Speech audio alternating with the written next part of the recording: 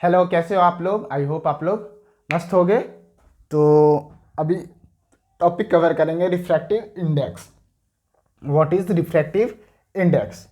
तो इसको स्टार्ट करने पहले देख लेते हैं कि डेंसर मीडियम क्या होता है और एक रेयरर मीडियम। ऑप्टिकली आधार पे यानी लाइट के बेसिस पे, on the basis of light, to medium, एक डेंसर मीडियम और एक रेयरर मीडियम। कौन सा? Rarer medium. डेंसर मीडियम में क्या होता है, स्पीड ऑफ लाइट जो है वो स्लो होती है और रेयरर मीडियम में स्पीड ऑफ लाइट अधिक होती है। ठीक है, तो कौन सा मीडियम ज़्यादा डेंस है या फिर रेयरर है, इस चीज़ को जानने के लिए इंट्रोड्यूस किया गया रिफ्रैक्टिव इंडेक्स को। कौन सा मीडियम कितना डेंस है, कितना रेयरर है, इसी चीज़ को जानने के लिए रिफ्रैक्टिव इंडेक्स को लाया गया। इसको डिनोट करते हैं म्यू या फिर एन से भी डिनोट करते हैं। मैं म्यू से डिनोट कर रहा हूँ। ठीक है, तो म्यू जिसका अधिक होगा, यानी कि जिसका रिफ्रैक्टिव इंडेक्स अधिक होगा, वो ज़्यादा डेंस होगा। क्या होगा? ज़्यादा डेंस होगा। यानी कि म्यू जिसका अधिक होगा उसमें स्पीड ऑफ लाइट क्या होगी? कम होगी। यानी कि म्यू जिसका मैंने क्या बोला कि म्यू जिसका ज़्यादा यानी रिफ्रैक्टिव इंडेक्स ज़्यादा, तो वो ज़्यादा डेंस होगा। और जिसका रिफ्रैक्टिव इंडेक्स ज़्यादा होगा उसमें स्पीड ऑफ लाइट क्या होती है? कम होती है। स्पीड ऑफ लाइट कम होती है। तो म्यू इक्वल टू क्या हो जाएगा? इस प्रोपोर्शनली को हटा करके एक कांस्टेंट लाया गया सी, और सी क्या है? Speed of light in vacuum. What is C? Speed of light in vacuum. तो अगर लिखना चाहें कि what is refractive index, the ratio of speed of light in vacuum to the ratio of speed of light in any medium is called refractive index. लिख लेते हैं इसको। The ratio of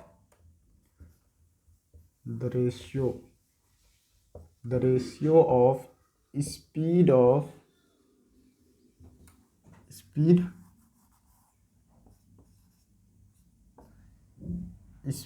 of light in vacuum to the speed of light in any medium. Just a second, मैं मिटा लूँ थोड़ा।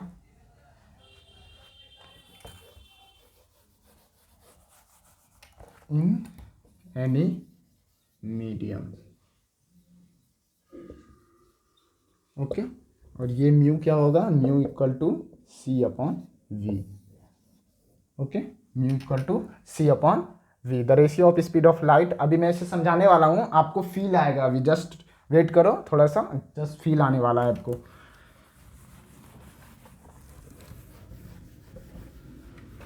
Refractive index को क्यों इंट्रोड्यूस किया गया कि कोई मीडियम कितना रेयरर है या फिर डेंस है, उसको जानने के लिए रिफ्रैक्टिव इंडेक्स को लाया गया। और refractive index mu equal to C upon V. Suppose कर लेते हैं किसी मीडियम का रिफ्रैक्टिव इंडेक्स जो है 2 है। क्या है? 2 है।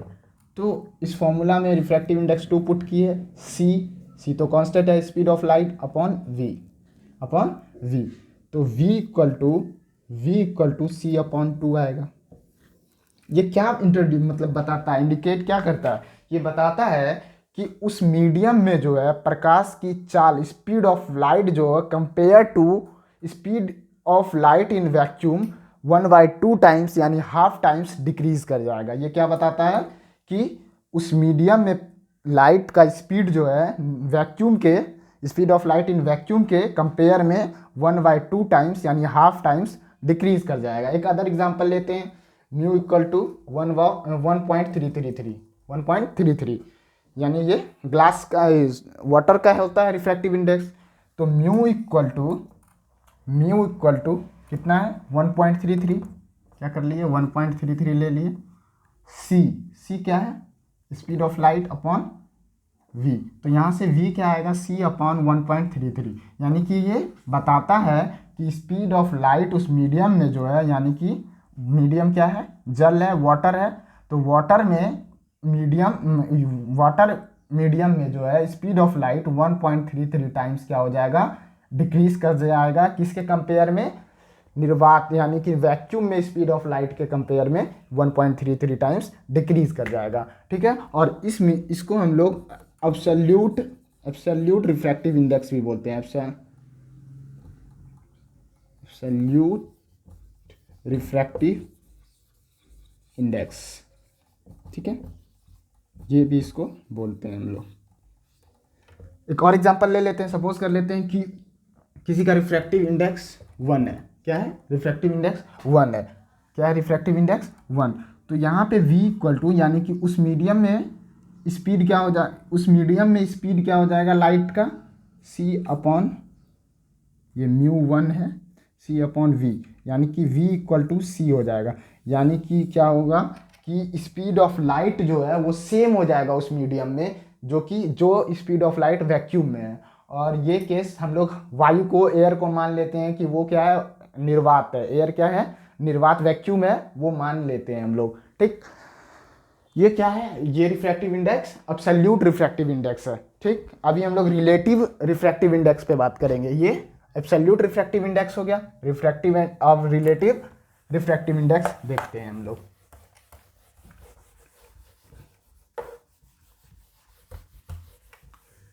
एब्सोल्यूट रिफ्रैक्टिव इंडेक्स किसके कंपेयर से किया जाता है, कंपेयर किया जाता है किससे, वैक्यूम से। वैक्यूम में स्पीड ऑफ लाइट से कंपेयर किया जाता है कि वैक्यूम में स्पीड ऑफ लाइट के कंपेयर में उस मीडियम में जो है वो स्पीड ऑफ लाइट क्या हुआ, डिक्रीज किया।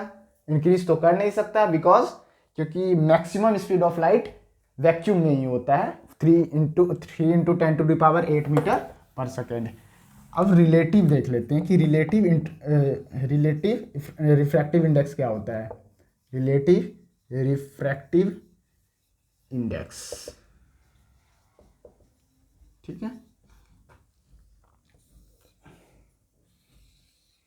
सपोज ये कोई मीडियम है जिसका रिफ्रैक्टिव इंडेक्स μ1 है और इसमें स्पीड ऑफ लाइट v1 है। ये दूसरा मीडियम सपोज कर लेते हैं, रिफ्रैक्टिव इंडेक्स μ2 है जिसमें स्पीड ऑफ लाइट v2 है। ठीक है, अब कोई रे आई, प्रकाश मतलब लाइट रे आई कोई, और ये क्या अपने डायरेक्शन में चेंज लाएगी। सपोज कर लेते हैं ये इस साइड गई, यानी नॉर्मल से दूर भाग गई। ठीक, तो अगर हम μ1 इक्वल टू लिखना चाहें तो वो क्या होगा, c अपॉन v1। अभी जस्ट एब्सोल्यूट रिफ्रैक्टिव इंडेक्स मैंने बताया था एज कंपेयर टू वैक्यूम। ठीक, μ2 अगर लिखना चाहूँ मैं तो c अपॉन v2। ठीक है, c अपॉन v2। अब 1 और 2 को डिवाइड कर देते हैं तो μ1 upon μ2 equal to v2 upon v1 हो जाएगा, v2 अपॉन v1 हो जाएगा।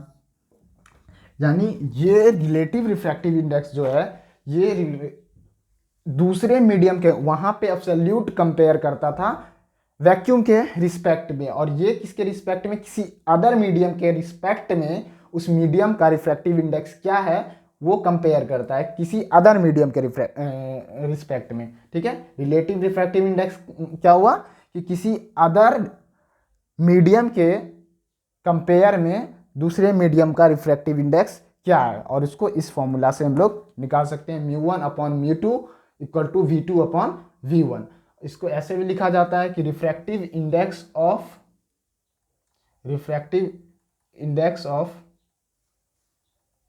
1 विद रिस्पेक्ट टू 2, यानी कि दूसरे मीडियम के कंपेयर में पहले मीडियम का रिफ्रैक्टिव इंडेक्स, और म्यू इक्वल टू क्या हो जाएगा, v1 अपॉन v2। क्या बोला मैंने, refractive index of first medium compare to refractive या with respect to refractive index of second medium, ये v1 अपॉन v2 होता है। ठीक, आई होप आप लोगों को रिफ्रैक्टिव इंडेक्स समझ में आया होगा। एब्सोल्यूट रिफ्रैक्टिव इंडेक्स क्या होता है और कौन सा रिफ्रैक्टिव, एक स्नेल्स लॉ भी है वो भी इक्वल हो जाता है रिफ्रैक्टिव इंडेक्स का, लेकिन वो अभी हम यहाँ पे कवर नहीं करने वाले हैं। तो एब्सोल्यूट और रिलेटिव रिफ्रैक्टिव इंडेक्स क्या होता है, रिफ्रैक्टिव इंडेक्स क्यों लाया गया, क्या उसका फील है, वो आई होप आप लोगों को समझ में आया होगा। मिलते हैं नेक्स्ट क्लास में या नेक्स्ट वीडियो में।